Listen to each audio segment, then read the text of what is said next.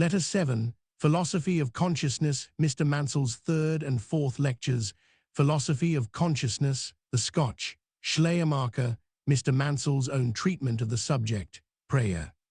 My dear sir, at the close of Mr. Mansell's second lecture, he states his reasons for using the philosophical terms infinite, absolute, cause in their dry formality, instead of introducing the awful name of God and making that the theme of such tormenting subtleties. I appreciate the reverence which led him to adopt that course. Yet I cannot help thinking that if he reconsiders it, he may be led to detect a practical sophism in his argument. I grant it is a fearful thing to connect plays upon words with awful realities, but can he avoid the connection? Is he not answerable for bringing them together? At all events, the summary of his conclusions, with which he commences his third lecture, must help to break down the distinction which he tried to establish in the previous one. Read and consider it. My last lecture was chiefly occupied with an examination of the ideas of the absolute and the infinite, ideas which are indispensable to the foundation of a metaphysical theology, and of which a clear and distinct consciousness must be acquired, if such a theology is to exist at all. I attempted to show the inadequacy of these ideas for such a purpose, by reason of the contradictions which to our apprehension they necessarily involve from every point of view. Result of that attempt may be briefly summed up as follows. We are compelled, by the constitution of our minds, to believe in the existence of an absolute and infinite being, a belief which appears forced upon us as the complement of our consciousness of the relative and the finite. But the instant we attempt to analyze the ideas thus suggested to us, in the hope of attaining to an intelligible conception of them, we are on every side involved in inextricable confusion and contradiction. It is no matter from what point of view we commence our examination, whether with the theist we admit the coexistence of the infinite and the finite as distinct realities, or with the pantheist deny the real existence of the finite, or with the atheist deny the real existence of the infinite. On each of these suppositions alike, our reason appears divided against itself, compelled to admit the truth of one hypothesis, and yet unable to overcome the apparent impossibilities of each. The philosophy of rationalism, thus traced upwards to its highest principles, finds no legitimate resting place from which to commence its deduction of religious consequences. Bampton Lectures, 2nd ed., pages 67-68. I have put the last sentence in italics, that I may make a remark which is not more important for this passage than for the whole volume. You and I are very little concerned in ascertaining whether the philosophy of rationalism, or any other philosophy, religious or irreligious, has a legitimate resting place. But if it is true that our reason is divided against itself, if that division has reference to the question whether theism, i.e. the doctrine that there is a God, pantheism, i.e. the doctrine that everything is God, atheism, i.e. the doctrine that there is no God, is the right doctrine, this is a point of all importance to us. This is a matter of life and death. That division must in some way be brought to an end, for what does it mean? That we have no legitimate resting place, that there is no foundation for our being. One more remark before I proceed to the business of the lecture. Mr. Mansell hopes to deliver us from Hegel and the modern Germans. Have you considered to what point he takes us back, that he may effect that deliverance? Need I remind you that there was a Hume before there was a Hegel, that the utter incapacity of deciding between theism, pantheism, atheism, of deciding any question, whatever concerning the nature of God, was precisely the point from which he commenced his deduction of religious consequences. I am far indeed from saying that Mr. Mansell's religious consequences are the same as Hume's. I know that they are not. Will you allow me to remark that he does not differ from Hume in this respect, that he recommends general acquiescence in the established religion of the day? Hume would have recommended the same acquiescence. He hated the Puritans as cordially as he could hate anything, because they were not acquiescent, but had wild dreams of knowing something of the infinite and eternal. He reverenced the Stuart policy as much as he could reverence anything, because he thought it the best check upon this extravagance. He cared for no institution more than for what he called a state establishment of religion, because he supposed that it restrained men from any excess of thinking respecting subjects upon which people will think, though their thinking can bring them to no result. I frankly tell you that in my judgment, the latter opinion was not only the proper sequel of the first, but that it has produced immensely more mischief to English morality and English faith. According to a tradition which Sir James Mackintosh believed, Butler rather advised than discouraged the publication of one of the books on which Hume's infidel reputation rests. So confident was he that the truth would bear discussion and would rise more strongly out of it. But the doctrine that the Church, of which he was a bishop, existed to keep alive the kind of indifference which he longed to disturb, would, I think, have been extremely shocking to him. Hume's skepticism was followed by an almost immediate reaction. The notion of him as a defender of ecclesiastical and Tory faith has not forsaken the minds of many clergymen, even after a century of revolutions. This is no digression. It is the proper introduction to the subject of the coming lecture, which is to develop the philosophy of consciousness as opposed to the philosophy of rationalism. Now I am bound to own, and I do it with great pleasure, that if we find ourselves shut in by Hume's contradictions, this may be the best process for escaping from them. Supposing it is needful, and perhaps it may be, to travel again over that ground which our fathers in the last century travelled, that is, I conceive, the proper route.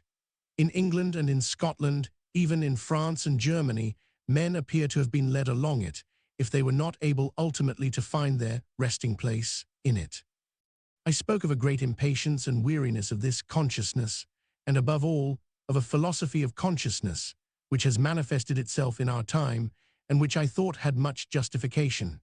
I am therefore the more anxious to show what service those who spoke of consciousness in the last age were rendering to mankind, and how much we may lose if we despise the lessons which they left us. Hume's favorite word was experience. How can we know anything to be true except by experience? What experience can we have about those facts and doctrines of which the believers in a revelation talk to us? Do not they in their very nature and statement transcend experience? Theological apologists nibbled at this net and tried to make or find holes in it. Actual sufferers, Christian men and women who had never heard Hume's name, cut through it. Those who are far less familiar than you are with the phraseology of the religious men of the last generation cannot be ignorant that Hume's watchword was also theirs. He said there could be no experience save that which reached us through the senses or was derived from impressions on the senses. They spoke of spiritual experiences which were not only most precious and sacred to them, but the absence of which left them bare of all motives to right and kindly actions. Were they self-deceivers or bent upon deceiving others, fanatics or hypocrites? These solutions were evidently the easiest. The majority of their opponents, wits and doctors, resorted to one or the other. There were those who could not, who had known enough of such feelings themselves, to believe that some which they had not known might be genuine. These mental operations, to whatever source they might be attributed, were surely worthy of investigation. If they could be fairly investigated according to some legitimate method already recognized, might not those which seemed abnormal be reduced into order? Might not enthusiasm be checked? Might not the limits of experience be stretched at least some way beyond the point which Hume had fixed for them? Good and evil, I conceive, were mixed in this experiment as in most others. It was good to defend the worth and verity of experiences which concern the invisible as well as the visible world. It was good to show that all human experiences have some relation to each other and, if possible, to trace out the relation. On the other hand, there was great danger that the investigator would murder to dissect, that he would kill the experience of whatever kind it was in order to examine its nature, and would discourse about experiences which for him were no experiences at all. There was fear that the student would become a contemplator of actual mental operations till they ceased to be actual, or that he would merely conceive of them and affix certain labels to them, as if they were lying outside of him and were not in any sense his. But these mischievous results might perhaps be avoided. The honey might be extracted from the hives without the destruction, without more, at most, than the temporary stupefaction of the bees that had gathered it. And there was something to encourage hope, if there was also something to make the alarm look all too reasonable in the proceedings of those who engaged in this branch of the philosophical business.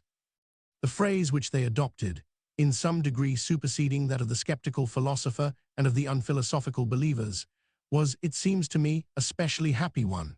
All words like those into which the proposition come enters, conviction, conception, conversion, consciousness, are worthy of the closest study and examination. Hardly any are so suggestive. Hardly any contain so much light respecting our processes of thought, respecting our human nature. No one of them has more of this value than the word consciousness, that it should have been accepted in an age by no means philological, and by men who were rather the reverse of philologes, is one of those indications of a providence that shapes our ends which ought not to be overlooked. The word experience might be limited to that which passed in the subject of the experience. The word consciousness, at once hinted by its formation, showed by every one of its simplest applications that there is a fellowship and participation between the conscious man and something else. To be conscious, says Mr. Mansell, we must be conscious of something. Or as he says afterwards, in rather grander, but not better language, there must be a subject or person conscious, and an object or thing of which he is conscious. There can be no consciousness without the union of these two factors. Exactly, and therefore my consciousness must of necessity carry me beyond myself. If it is the lowest consciousness of mere physical pain or physical pleasure, it carries me to something which is the source of that pain or that pleasure. If it is the consciousness of regard or affection, it carries me to the person who awakens that regard or affection. If it is a consciousness of dependence, it carries me to that thing or that person on whom I am dependent. If it is a consciousness of wrong, it carries me to that which I have wronged, or to him I have wronged. What a deliverance, then, may this word be from those perils which I have hinted at as likely to beset those who philosophize on our mental operations. How it will remind them, at every step, of the direct relation between us and facts, between us and persons. How they will tremble if they discover that they are interposing any mere nominal or formal barriers between the conscious man and that whereof he is conscious. How anxious they will be to look at those other words to which I have alluded, in the spirit and according to the maxims which they have already brought to bear upon this one. The word conception, for instance, how gladly they will avail themselves of the physical mystery which it denotes as an analogy to the mental mystery. How many confusions they will see might have been averted in the use of that word.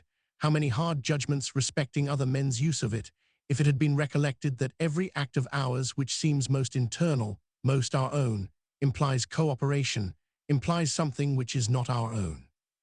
I do not complain of the Scotch philosophers for not dwelling as much as they might have done upon these truths which are latent in their own chosen phrase. They were too obvious. They lay too much on the common high road of life to attract much of their attention. They were working out a great book system. One ought to be thankful for every homage which they paid to ordinary facts whilst they were engaged in such a task. To have stooped too often to them would have destroyed their school reputation. We Englishmen can afford to join the late Professor Blunt in admiring Paley because he illustrated some part of his doctrine of adaptations by speaking of the great difficulty he experienced in procuring a wig which exactly fitted his head. But we cannot require other people to feel that admiration, seeing that it arises from our stupid attachment to the concrete and the practical. There is, however, a country which is supposed to be as much addicted to abstractions as Scotland. The philosophy of consciousness in Germany, as it presents itself in Schleiermacher, was a rebellion against the abstract tendency. Trained in Moravian habits of reverence and affection for the person of Christ, feeling in his manhood the full attraction of that pantheistic movement which is, as I said in my last letter, a vehement effort to escape from formulas into sympathy with the living universe, taught by his country's sufferings the need it had of a ground for personal life and morality which neither formulas nor pantheism could give, instructed by his earnest study of the Socratic method in the Platonic dialogues that the truest philosophy does not consist in pursuing notions, but in rising out of them, finding the orthodox defenders of Scripture, as well as the naturalists who sought to reduce it according to their maxims, equally averse from this method, equally determined to bring the most earnest thoughts and questionings of his countrymen within their narrow rules, equally indifferent to the deepest necessities of the human soul, perceiving in the New Testament much which met his cravings, which presented itself to him as the divine satisfaction of his wants. Much that for him lay in shadow, and being almost entirely out of sympathy with the lessons of the Old Testament, he became the most thorough, devout, accomplished defender of consciousness as the instrument, and to some extent the measure of belief whom the world ever saw or is likely to see. Mr. Mansell has testified, Lecture 4, page 113, that Schleiermacher's writings have had, perhaps, more influence than those of any other man, in forming the modern religious philosophy of his own country. Adds that his views in all their essential features have been ably maintained and widely diffused among ourselves.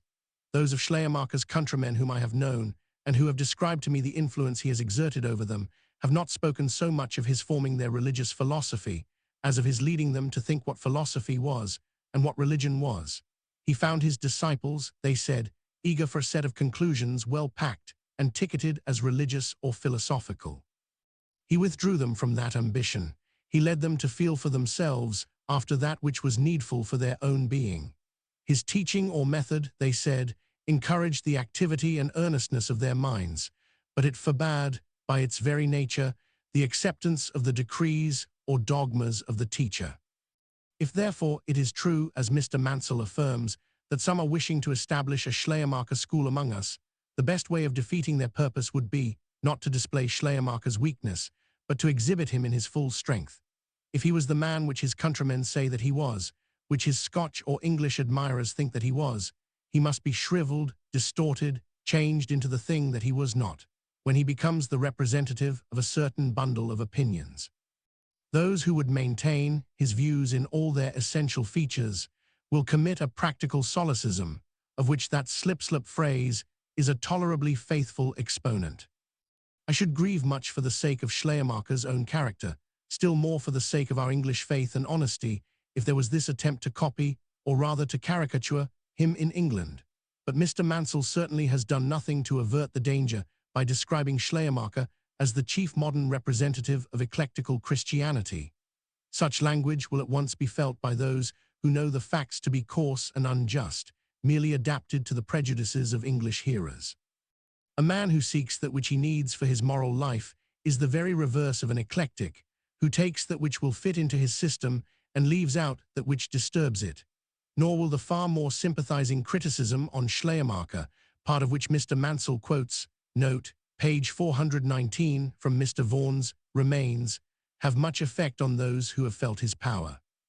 That accomplished writer made a clever point when he demanded that the man who built so much on religious consciousness should have had a religious consciousness of the fidelity of all the statements in the Old and New Testament. But Mr. Vaughan, with his knowledge of the processes of German thought, must have felt that this statement was only a clever point, and must have lamented it as one of the dulce vita into which reviewers are apt to be betrayed. He was perfectly aware that Schleiermacher's effort to realize facts as his own was avowedly a protest against the opinion that they were to be received merely on the authority of the scriptural documents. To ask him to receive that authority as part of his consciousness was simply asking him to contemplate the subject from another point of view, to assume another ground. I do not think that a pious demand, any more than a consistent or a wise one. If there was in the German divines, when Schleiermacher appeared, an inclination to mere opinions about Scripture, either positive or negative, it is not too great an exercise of faith in God to suppose that he may have led a student into a course of inquiry which at least made portions of Scripture very dear to him. And if this is so, the study of his course of thought, as it was, must be more profitable to us than a remonstrance against the direction which was imparted to it. I believe that study may be very useful indeed. An ordinary English reader of Mr. Mansell's book might easily suppose that Schleiermacher and Hegel exhibited the same habit of mind in different measures. He could scarcely conjecture that they were direct opponents, that Hegelism is fled to by numbers just because the consciousness of Schleiermacher is felt to be unsatisfactory, because it is thought to make truth dependent upon our feelings instead of being fixed and eternal, that Schleiermacher is fled to by numbers because Hegel's absolute teaching appears to be so hard and inhuman. A fair examination of this conflict might surely avail more to make us feel what is weak and wanting in each, and to prevent us from accepting the dogmas of either than a denunciation of both. Such an examination would, I believe, prepare us for appreciating the deep worth and reality of those parts of our creed which Schleiermacher rejected, would prepare us also to feel the unspeakable worth of that evangelical movement in favor of conscious faith, to which we owe what is most vital in our English Christianity, to which we owe it that the notion of Christianity has not extinguished the belief in a personal Christ. Mr. Mansell, the common foe of Schleiermacher and Hegel, is also, it seems to me, the foe of all that conscious faith in the finite and relative, which characterized our evangelical teachers, of that revelation of the eternal which complements it. I proceed to illustrate this assertion from the third and fourth lectures. I have pointed out already the valuable hints which Mr. Mansell has given us for the study of consciousness, in the two propositions that we must be conscious of something, and that all consciousness supposes relation between a subject and an object. Equally promising is the assurance that he will speak of human consciousness in general before he speaks of the religious consciousness in particular. No method could be so desirable. If those principles are adhered to, if this method is followed, we must receive the greatest help from the discussion. For before any attempt is made to tell us what consciousness is not, we shall of course be led, by a gradual inductive method, such as Reid and Stewart professed, to discover what it is. We shall hear nothing of the infinite, with which consciousness is said not to be concerned, till we have been shown how it is concerned with the finite. The domain of the relative will be thoroughly explored, if it be only in order that we may not presume to approach the absolute. Hear how these obvious conditions of such an investigation are complied with. Thus it is that Mr. Mansell commences his whole argument.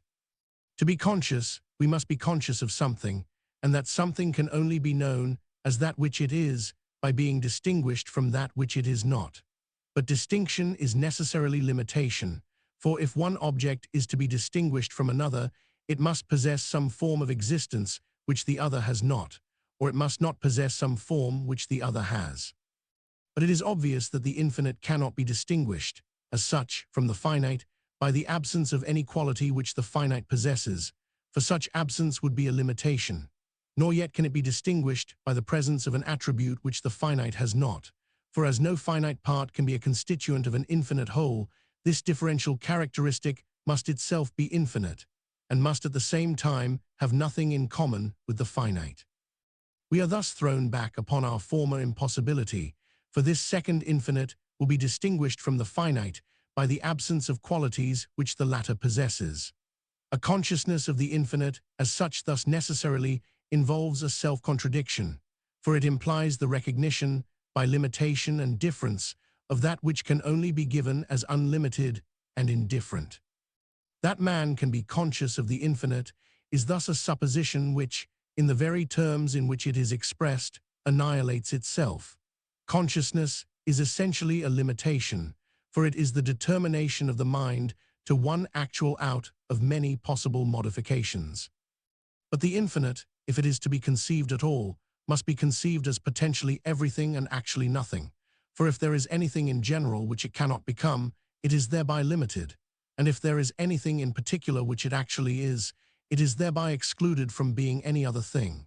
But again, it must also be conceived as actually everything and potentially nothing, for an unrealized potentiality is likewise a limitation. If the infinite can be that which it is not, it is by that very possibility marked out as incomplete and capable of a higher perfection. If it is actually everything, it possesses no characteristic feature by which it can be distinguished from anything else and discerned as an object of consciousness. This contradiction, which is utterly inexplicable on the supposition that the infinite is a positive object of human thought, is at once accounted for when it is regarded as the mere negation of thought. If all thought is limitation, if whatever we conceive is, by the very act of conception, regarded as finite, the infinite, from a human point of view, is merely a name for the absence of those conditions under which thought is possible. Speak of a conception of the infinite is therefore at once to affirm those conditions and to deny them. The contradiction which we discover in such a conception is only that which we have ourselves placed there by tacitly assuming the conceivability of the inconceivable. The condition of consciousness is distinction, and the condition of distinction is limitation.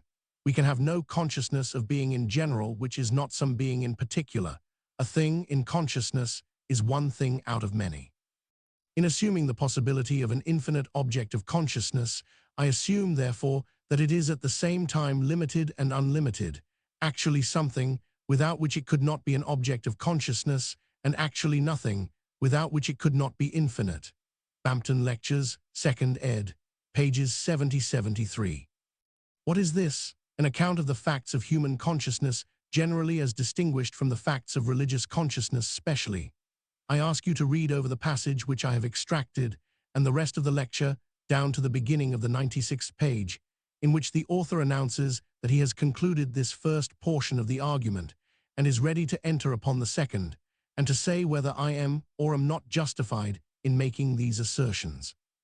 1. That instead of examining any single instance of consciousness as applied to some finite thing which he admits to be a legitimate and possible object of it, he at once plunges into the question of the infinite and the impossibility of exercising consciousness upon that.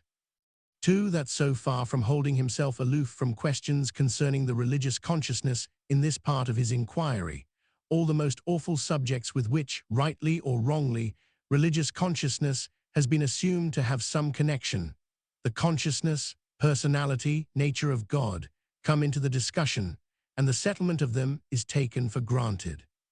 3. That this violation, not of some other method, but of that which Mr. Mansell has chosen for himself, enables him to introduce a number of topics for censure and condemnation, which serve admirably the purpose of a rhetorician who wishes to prepossess his hearers with a horror of any opinion but his own, but which either Sir William Hamilton, Bishop Butler, or any person whose judgment is entitled to respect, would have pronounced worthless for the purposes of the argument.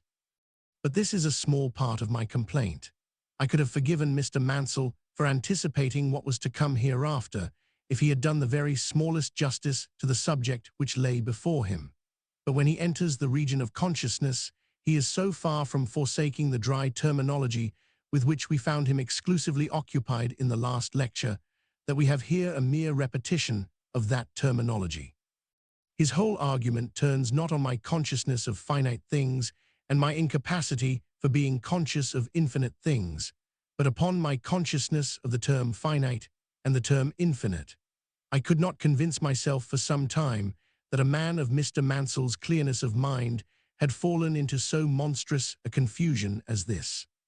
I looked again and again at passages which proved that he knew as well as anyone that terms are no objects of thought, nay, in which he denounced other philosophers for making them so. I gave all weight to these remarks and denunciations. I confess that they were in the strictest accordance with his own primary maxim, and yet, when I considered the passage which I am about to quote, I could not but fall back upon the conviction that terms and realities are hopelessly mingled in his intellect, nay, even in his conscience. This contradiction, again, admits of the same explanation as the former. Our whole notion of existence is necessarily relative, for it is existence as conceived by us.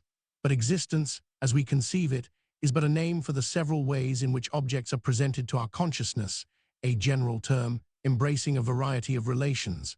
The absolute, on the other hand, is a term expressing no object of thought, but only a denial of the relation by which thought is constituted. To assume absolute existence as an object of thought is thus to suppose a relation existing when the related terms exist no longer. An object of thought exists, as such, in and through its relation to a thinker, while the absolute, as such, is independent of all relation. The conception of the absolute thus implies at the same time the presence and the absence of the relation by which thought is constituted, and our various endeavors to represent it are only so many modified forms of the contradiction involved in our original assumption. Here, too, the contradiction is one which we ourselves have made. It does not imply that the absolute cannot exist, but it implies, most certainly, that we cannot conceive it as existing. Bampton Lectures, 2nd ed., pages 75-76. What deep truth is contained in the last part of this extract? Here is a contradiction which we ourselves have made. Assuredly it is. I make the term existence and use that term to denote a variety of objects which are presented to my consciousness. I make the term absolute to denote something that is not relative. I make the term infinite to denote that which is not finite. None of these terms can possibly have anything to do with my consciousness. For never let us forget, I am conscious of something. But the term finite is just as much nothing as the term infinite, the term relative as the term absolute. If we are thus defeated of all the help and guidance we were promised respecting the ordinary human consciousness, if we can hear nothing of them except what they are not, it is not to be expected that the special religious consciousness should be treated more satisfactorily. This beginning does not seem to me very hopeful. Taking, then, as the basis of our inquiry, the admission that the whole consciousness of man, whether in thought or in feeling or in volition, is limited in the manner of its operation, and in the objects to which it is related, let us endeavor, with regard to the religious consciousness in particular, to separate from each other the complicated threads which, in their united web, constitute the conviction of man's relation to a supreme being. In distinguishing, however, one portion of these as forming the origin of this conviction, and another portion as contributing rather to its further development and direction, I must not be understood to maintain or imply that the former could have existed and been recognized prior to and independently of the cooperation of the latter. Consciousness, in its earliest discernible form, is only possible as the result of a union of the reflective with the intuitive faculties. A state of mind, to be known at all as existing, must be distinguished from other states, and to make this distinction, we must think of it as well experience it. Without thought as well as sensation, there could be no consciousness of the existence of an external world. Without thought as well as emotion and volition, there could be no consciousness of the moral nature of man. Sensation without thought would at most amount to no more than an indefinite sense of uneasiness or momentary irritation, without any power of discerning in what manner we are affected, or of distinguishing our successive affections from each other. To distinguish, for example, in the visible world, any one object from any other, to know the house as a house or the tree as a tree, we must be able to refer them to distinct notions, and such reference is an act of thought. The same condition holds good of the religious consciousness also. In whatever mental affection we become conscious of our relation to a supreme being, we can discern that consciousness as such only by reflecting upon it as conceived under its proper notion. Without this, we could not know our religious consciousness to be what it is, and as the knowledge of a fact of consciousness is identical with its existence, without this, the religious consciousness as such could not exist. Bampton Lectures, 2nd edit. Pages 105–107. To ascertain, then, what religious consciousness is, we begin with laying down what the whole consciousness of man is not. But have we even that starting point? Have we found even the limits to this general consciousness? We have found that there are terms or limits which no doubt have their meaning and use, but apparently they are verbal limits merely, therefore limits which do not apply and cannot apply to that which is a vital act or nothing. The effect of the confusion in the first stage of the inquiry becomes sadly evident in this. The religious consciousness, just like the general consciousness, perishes in the statement of it. In whatever affection we become conscious of our relation to a supreme being, we can discern that consciousness as such only by reflecting on it under its proper notion. Read over these words 4 or 5 times, examine them word by word, weigh them in your mind. And then ask yourself whether you ever met with language which so entirely bewildered and extinguished, I can use no other word, the feeling which it professes to set forth. What becomes of the actual consciousness thus reflected upon as conceived under its proper notion? But let us hope for some path through this wilderness of words, for some heavenly manna to drop on us when we are quite faint with traveling through it. We now approach the positive part of the lecture. Religious thought, if it is to exist at all, can only exist as representative of some fact of religious intuition, of some individual state of mind, in which is presented as an immediate fact that relation of man to God, of which man, by reflection, may become distinctly and definitely conscious. 2 such states may be specified, as dividing between them the rude materials out of which reflection builds up the edifice of religious consciousness. These are the feeling of dependence and the conviction of moral obligation.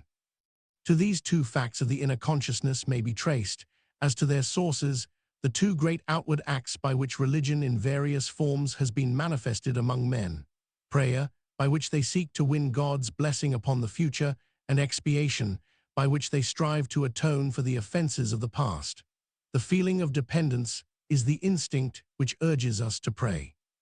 It is the feeling that our existence and welfare are in the hands of a superior power, not of an inexorable fate or immutable law, but of a being having at least so far the attributes of personality that he can show favor or severity to those dependent upon him, and can be regarded by them with the feelings of hope and fear and reverence and gratitude.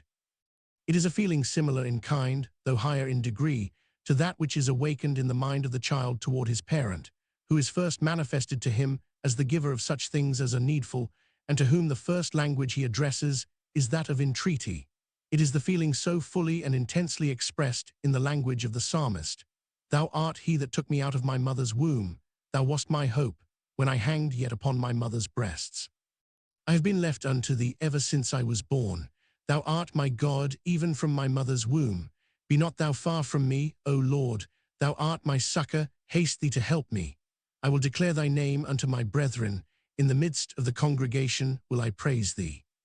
With the first development of consciousness, there grows up, as a part of it, the innate feeling that our life, natural and spiritual, is not in our power to sustain or to prolong, that there is one above us on whom we are dependent, whose existence we learn and whose presence we realize by the sure instinct of prayer.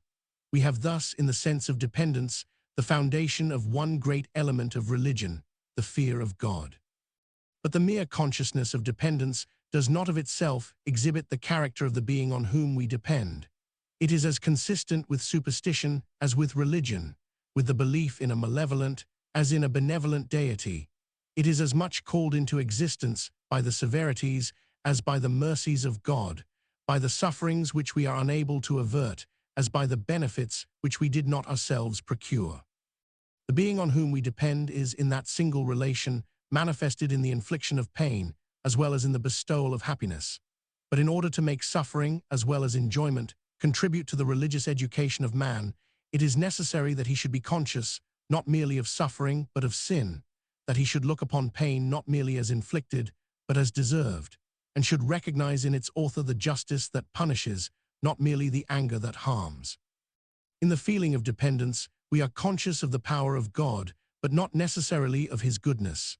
This deficiency, however, is supplied by the other element of religion, the consciousness of moral obligation, carrying with it, as it necessarily does, the conviction of sin. Bampton Lectures, 2nd ed., pages 108–110. The reader will ask why I stop at these words, conviction of sin. Do they not point to the most awful fact of human experience?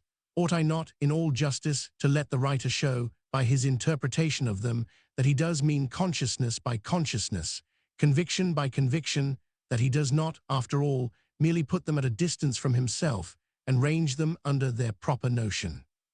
I would gladly have continued the quotation if it had thrown any light, even the faintest, upon those fearful struggles in the human spirit which this scriptural phrase so wonderfully expresses.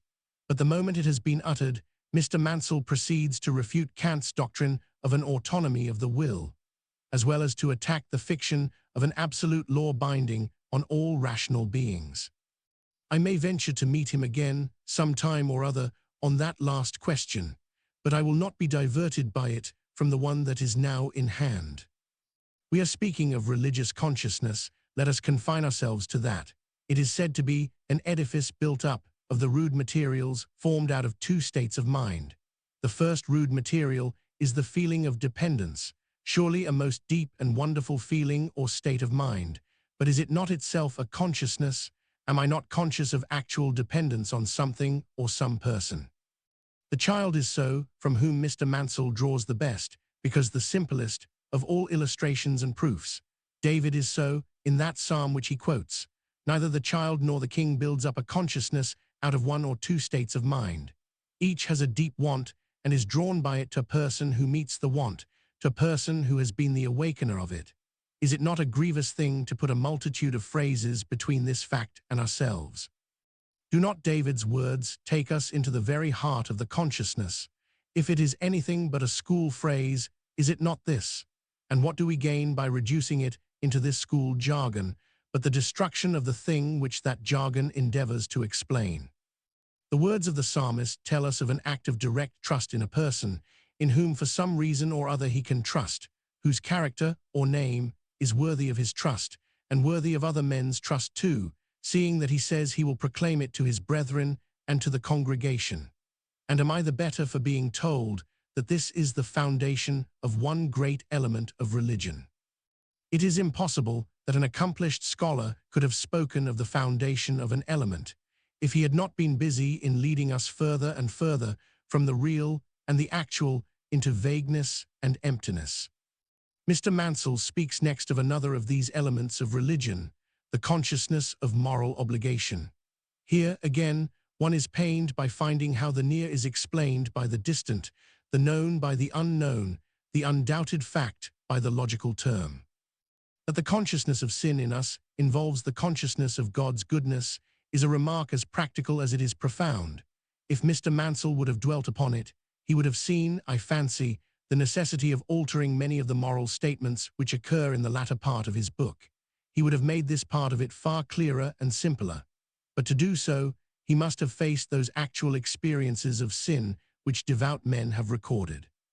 He must have asked himself whether they were deceived in supposing that sin meant an alienation from a being with whom they were meant to be united, an opposition between their character and his, who has made them to be like him. No doubt, they would one and all have entirely acquiesced in his statement that this consciousness of evil had been a necessary and wonderful part of their religious education. They would have testified, more strongly than he does, to the connection between the consciousness of suffering and of sin in this education. They would have said that they regarded all the bodily or outward sufferings they had undergone as of unspeakable worth, because they had been instruments by which the Spirit of God had awakened in them the conviction of sin, that so he might lead them on to the conviction of righteousness. But if, after all, these experiences were resolved into the consciousness of moral obligation, I think they would have exclaimed that a tame, respectable, presentable school formula was substituted for living facts, that the facts were required to give the formula a meaning, that they had always recognized moral obligation without attaching a very distinct signification to either the adjective or the substantive, that they had learnt, by their experience, who obliged them and what was obliged. How moral obligation differs from the force which acts upon the mere brute nature. Such persons would, unless I am greatly mistaken, read such a passage as the following with something more than a chill. They would feel that it carries them round in a weary circle of words and notions, each returning into the other, till all reality is lost, all practical guidance for life becomes hopeless, all personal consciousness is extinguished. We are thus compelled, by the consciousness of a moral obligation, to assume the existence of a moral deity, and to regard the absolute standard of right and wrong as constituted by the nature of that deity. The conception of this standard in the human mind may indeed be faint and fluctuating, and must be imperfect. It may vary with the intellectual and moral culture of the nation or the individual, and in its highest human representation, it must fall far short of the reality. But it is present to all mankind as a basis of moral obligation and an inducement to moral progress. It is present in the universal consciousness of sin, in the conviction that we are offenders against God, in the expiatory rites by which, whether inspired by some natural instinct or inherited from some primeval tradition, divers nations have, in their various modes, striven to atone for their transgressions, and to satisfy the wrath of their righteous judge. However erroneously, the particular acts of religious service may have been understood by men. Yet in the universal consciousness of innocence and guilt, of duty and disobedience, of an appeased and offended God, there is exhibited the instinctive confession of all mankind that the moral nature of man, as subject to a law of obligation, reflects and represents, in some degree, the moral nature of a deity by whom that obligation is imposed. Bampton Lectures, 2nd ed., pages 112, 113. Compelled by what? By the consciousness of moral obligation, i.e. of moral compulsion, to assume the existence of a moral deity. But what is moral? Do I derive my knowledge of its meaning from this compulsion which has not been explained, or from something else? I am further compelled to regard the absolute standard of right and wrong as constituted by the nature of that deity. Now we begin to see light. Now we can know what morality is. Now we can know what a moral compulsion is. No, read the next passage. In place of the standard itself, we have a conception of this standard in the human mind, which may vary with the intellectual and moral culture of the individual and the nation, which in fact therefore is no standard at all. But there is this consolation. This varying conception is present to all mankind as a basis of moral obligation and an inducement to moral progress. We started from the consciousness of moral obligation. We have had the glimpse of a standard which would tell us what that is. We have lost that glimpse, and now we have the conception of this standard, i.e., if it is anything, the consciousness of moral obligation as a basis of moral obligation. And all we can find out about this basis of moral obligation is that there are expiatory rites by which divers nations have in their various modes striven to atone for their transgressions and to satisfy the wrath of their righteous judge, e.g. the offerings to Moloch and to the Queen of Heaven, which the God of Abraham pronounced to be abomination in his sight. Moral obligation has certainly a very firm basis, and this is the law which our sons are to hear from a university pulpit. A portion of the lecture is devoted to the subject of prayer. One might have hoped that while speaking of it, Mr. Mansell would have cared more to express his own convictions than to prove how absurd are the convictions of other men. But it would seem that to confute is the one moral obligation of a preacher. When he refers to communion with God, it is that he may denounce a theory of Schleiermacher which has been adopted, he says, by Mr. Maul. This theory is described in the following language.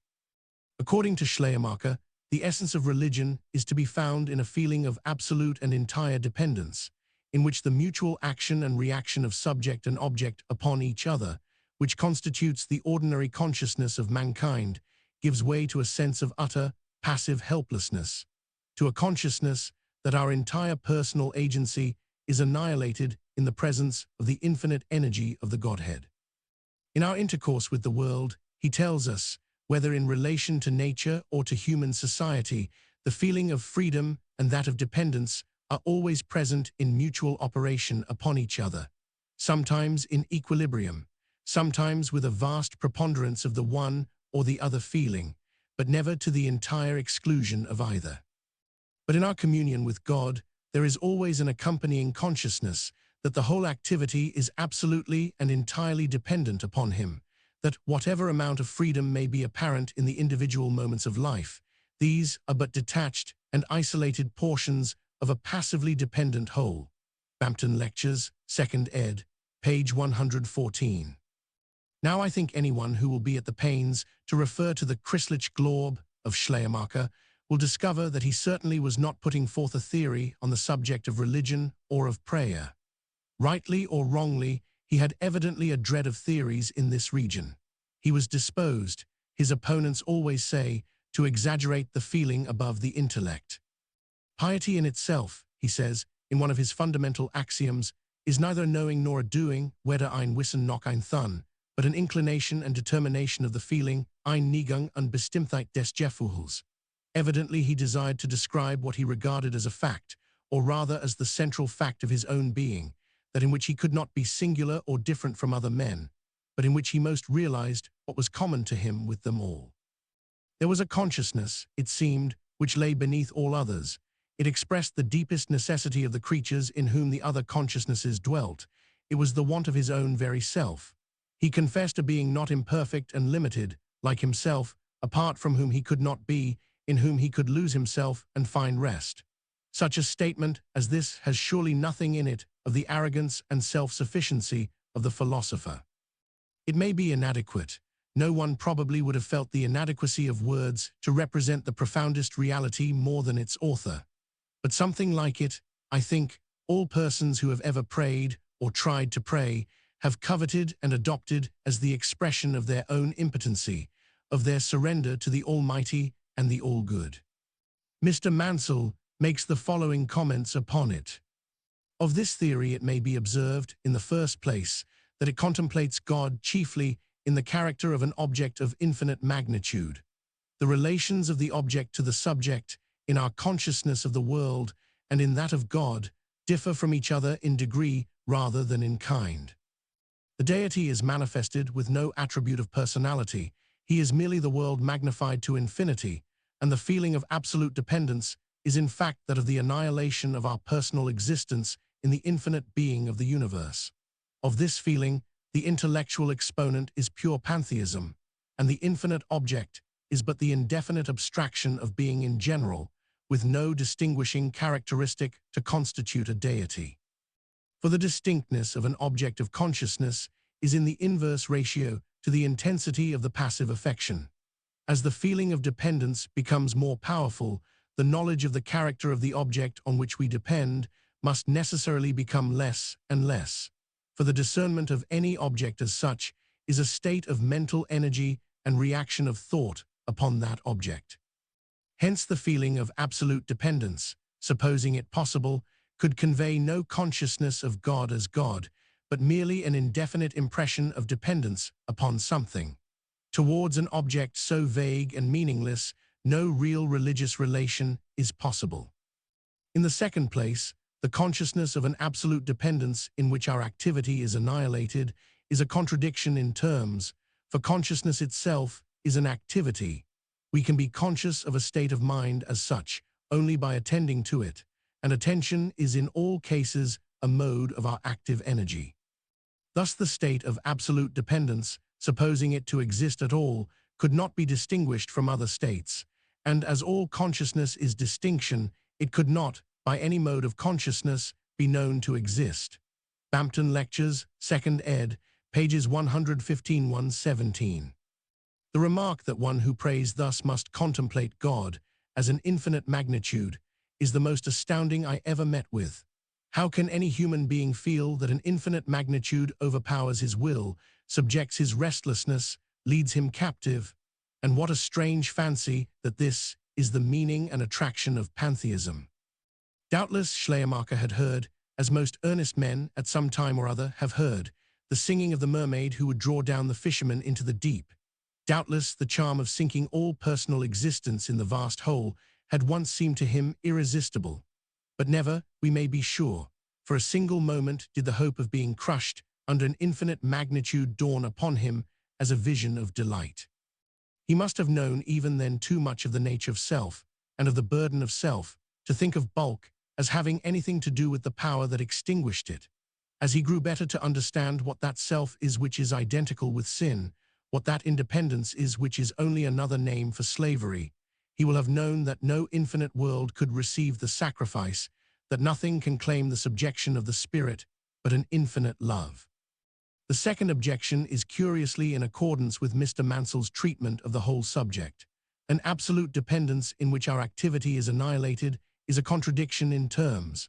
Of course it is, but is it a contradiction in fact? It is a paradox certainly.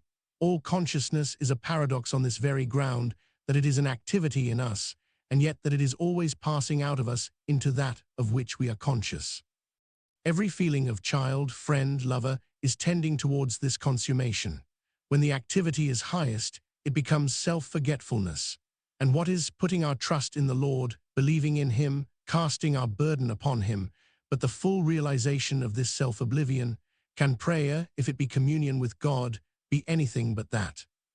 And if we believe, as the Scripture teaches us, that all prayer is but our response to God's voice in us, if it is the Spirit who maketh intercession for us with groanings that cannot be uttered, is not Schleiermacher's language something more in accordance with the spirit of psalmists, prophets, evangelists, and apostles than the following passage, though it appeals so confidently to their authority?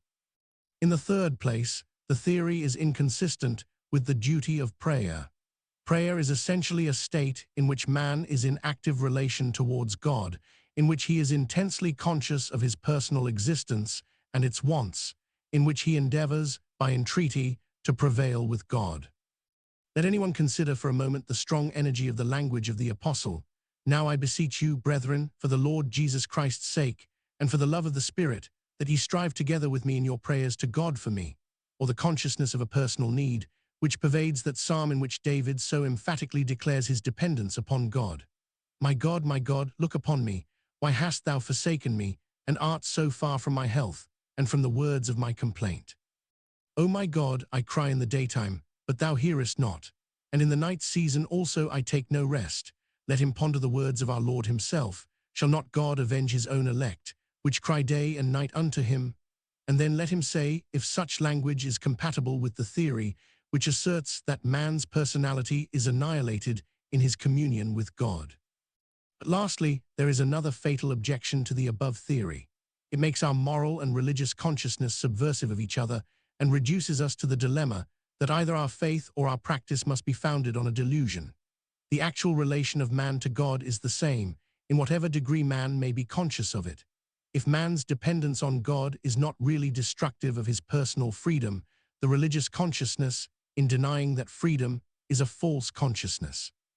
If, on the contrary, man is in reality passively dependent upon God, the consciousness of moral responsibility, which bears witness to his free agency, is a lying witness.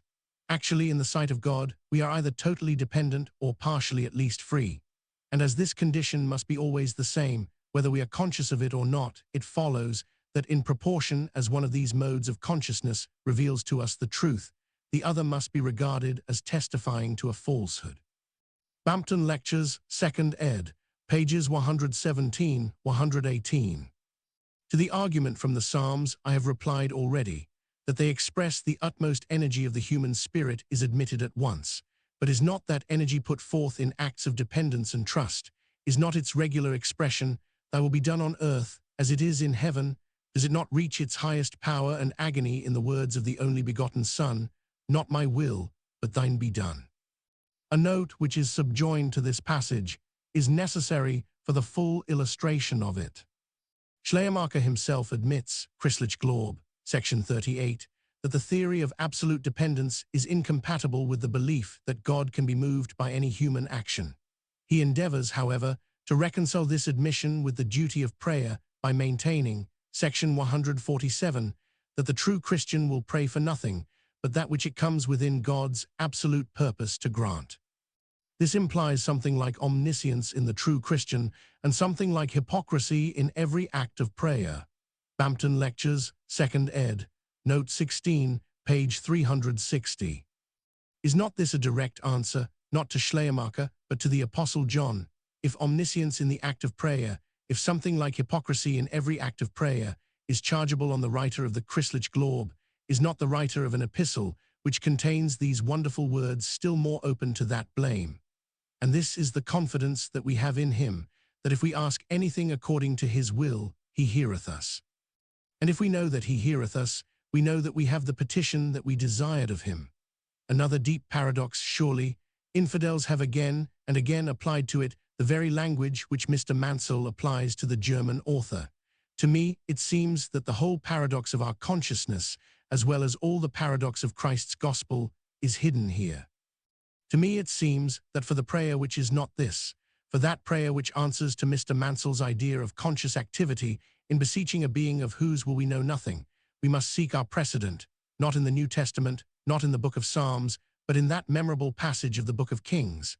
And they took the bullock which was given them, and they dressed it, and called on the name of Baal from morning even until noon, saying, O Baal, hear us. But there was no voice, nor any that regarded. Surely it is not to such prayers as these that an Oxford teacher in the 19th century of the Christian era would bring us back.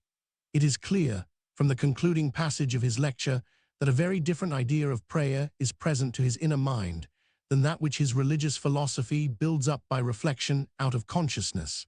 He speaks of our drawing nigh to God as sinners and as sharers in a common redemption. If we will but ask ourselves how our sin has separated us from God, what he is from whom it has separated us, out of what slavery he has redeemed us, to what freedom he has brought us. If we will but consider what answers the Bible gives us to these questions, what answers we receive to them as we kneel, our ardor to refute opposing theories will be less, our desire to receive any light which comes from anyone who has himself prayed and suffered greater. We shall feel that dependence on an unknown being who is very near us, and in whom we are living, becomes impossible through the restless eagerness of our intellect to conceive and create objects for itself, out of the things which we see.